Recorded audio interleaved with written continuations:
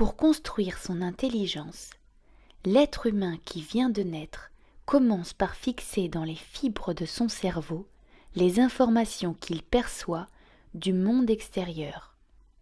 Chaque image, chaque interaction, aussi quotidienne soit-elle, laisse comme une trace de mémoire de l'expérience vécue en connectant des neurones.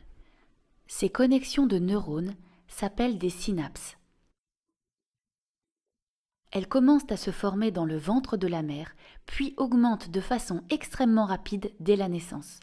700 à 1000 nouvelles connexions par seconde se créent pendant les 5 premières années de la vie.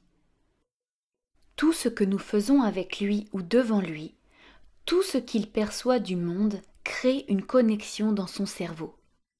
Il atteint donc une très grande quantité de synapses. Pour preuve, une petite comparaison. Le réseau Internet mondial possède 100 000 milliards de connexions entre ses pages web. On appelle cela des hyperliens. Mais le cerveau de l'adulte, lui, possède le triple de connexions entre ses neurones. Et tenez-vous bien, le cerveau de l'enfant possède 10 fois plus de connexions que le réseau Internet mondial. 1 million de milliards de connexions synaptiques. Ce qui signifie qu'il lui suffit de vivre et d'être en relation avec le monde pour créer un foisonnement de connexions neuronales. Il est bien évident qu'un manque d'étayage et d'exploration lors de cette période affame le cerveau et abîme la construction de l'intelligence. Car de la même façon que des fondations fragiles compromettent la stabilité d'une maison, de faibles fondations créées par le bébé altèrent l'architecture cérébrale de l'adulte qu'il sera. Lors de cette période, il est donc essentiel de nourrir le cerveau en interagissant positivement avec l'enfant et en le laissant explorer le monde. Ensuite, après cette période de création de milliards de connexions neuronales, le cerveau commence à faire le ménage.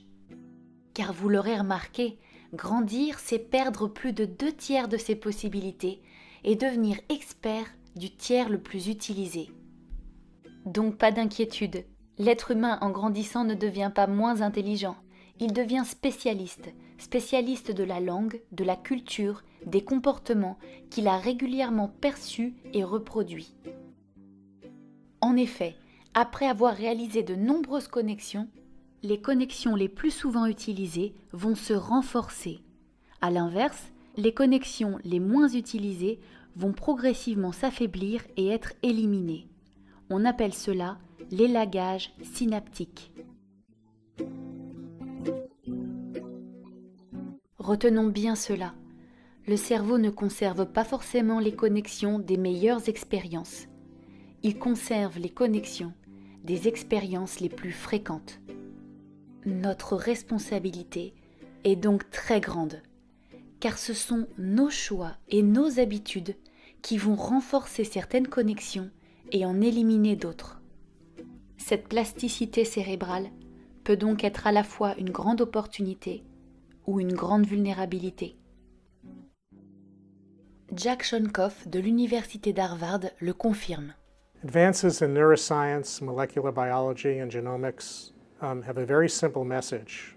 That message is that early experience literally is built into our bodies, for better or for worse. Surveillons donc nos habitudes, car elles structurent directement le cerveau de l'enfant. Tout cela pour dire que le cerveau se nourrit de nous et du monde, alors offrons-le lui et offrons-lui le meilleur.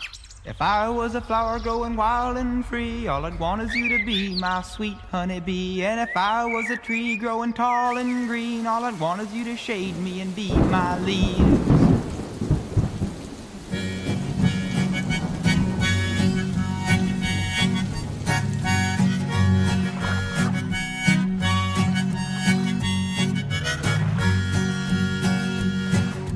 If I was a flower growing wild and free, all I'd want is you to be my sweet honeybee. And if I was a tree growing tall and green, all I'd want is you to shade me and be my leaves. All I want is you, will you be my bride? Take me by the hand and stand by my side. All I want is you, will you stay with me?